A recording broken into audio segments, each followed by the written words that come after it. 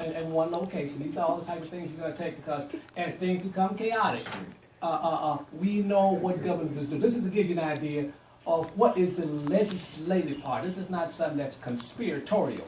This is a fact. And we're just a matter of, this is a month, I'd say a few months away, maybe 1 or 2 years away, that when this is announced, this is going to be drastic effect upon the people. Is that all of that there? Okay. So I just wanted to give you an overview. Any more questions? Should we pay off our credit cards or run them up?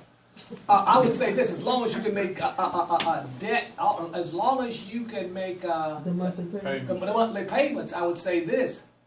I had a few people that said, "Well, should I buy silver or my whatever?" I said, as long as you can make your monthly payments, take it and hide it somewhere. Because I'll say this: when the thing does collapse, and as they try to sort out these things, the only thing that's going to matter to you is what you got where.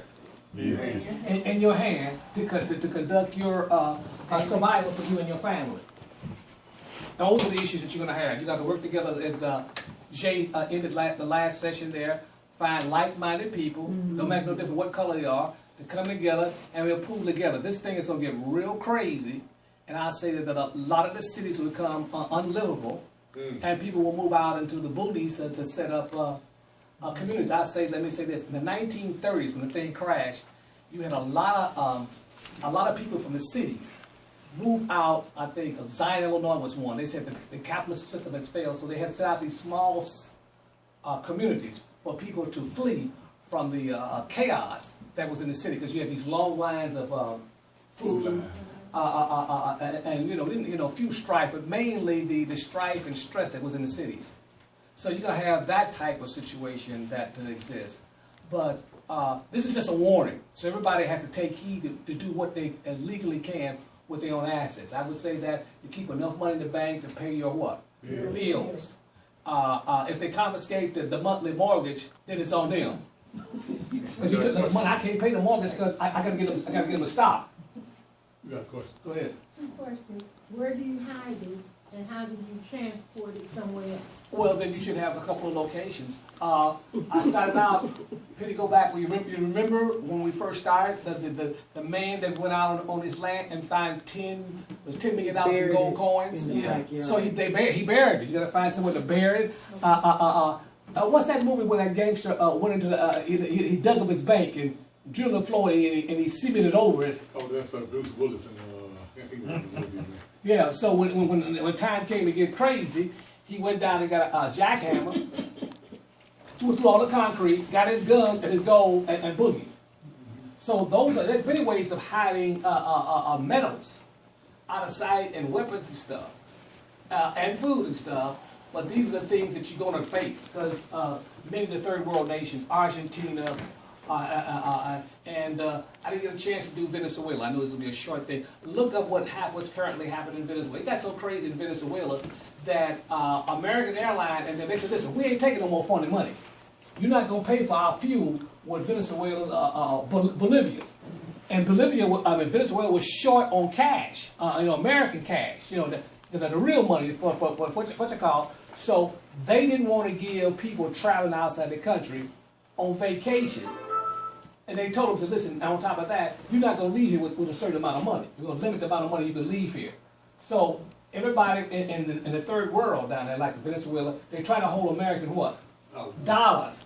Because the Bolivar, which is the national currency for Venezuela, they had 2 evaluations. One for 36, and I think the other one was for 40. So what the government would do, they'd take part of your pension, or make a one-time devaluation, and then come back for part what? 2. So this is one reason why we say make sure, in our organization, we tell people to listen, 50 to 70% cash. In gold or silver. If you want to pay 25, if you want to pay 25 or 30% with stock, that's fine. If you got good long-term stocks that you want to use, make sure you get the stock certificate, like Gold Corp. So you got 100 shares, 1,000 shares of that.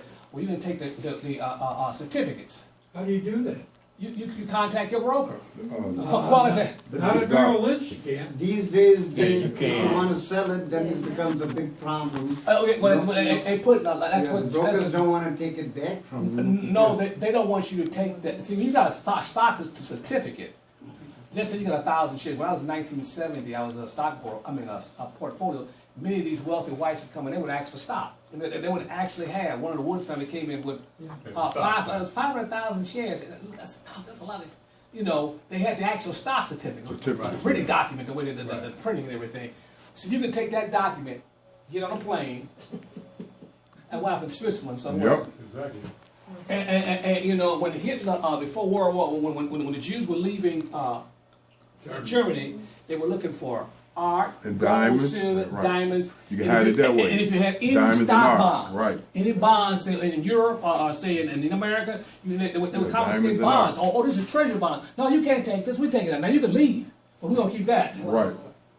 So you're gonna be stripped of your what? Wealth. Wealth. You know what, Doc? When you look at what Homeland Security's doing to all their ammunition buying, then you see this Dodd-Frank law come in. You could see they're preparing to take the people's money and then to defend themselves against the riots. You could just see it. I mean, it's as clear as day. I mean, it's. Now let me say, in closing, let me say this. I didn't finish, I wanted to say, now when the reset and all of the valuation will come, the wages will be so cheap in America, we'll be like Mexico. So then with that, now this is the key. Now you got cheap wages, you got cheap labor, and you gotta rebuild 62,000 jobs, 62,000 bridges. You can do it all on the what? On the cheap. On the cheap. You got 60, you can rebuild your infrastructure now for little of nothing compared to today. What a bridge. $25 an hour. That's $2,500 an hour for a bridge worker. So now when the thing collapses, we'll do it for maybe $8 an hour. $8 to $10 an hour. $10 an hour. Right. Like it was in depression. Yeah, Minimum wages. Okay. okay. Dr. Warren, I just had to tell you that the keynote's getting ready to start upstairs, and I told him to wait until you guys got done out here. Thank you. Thank you. Thank you. Thank you for coming. This will be on. This will be on my website, and then I will have it. If you leave your email, I will email you the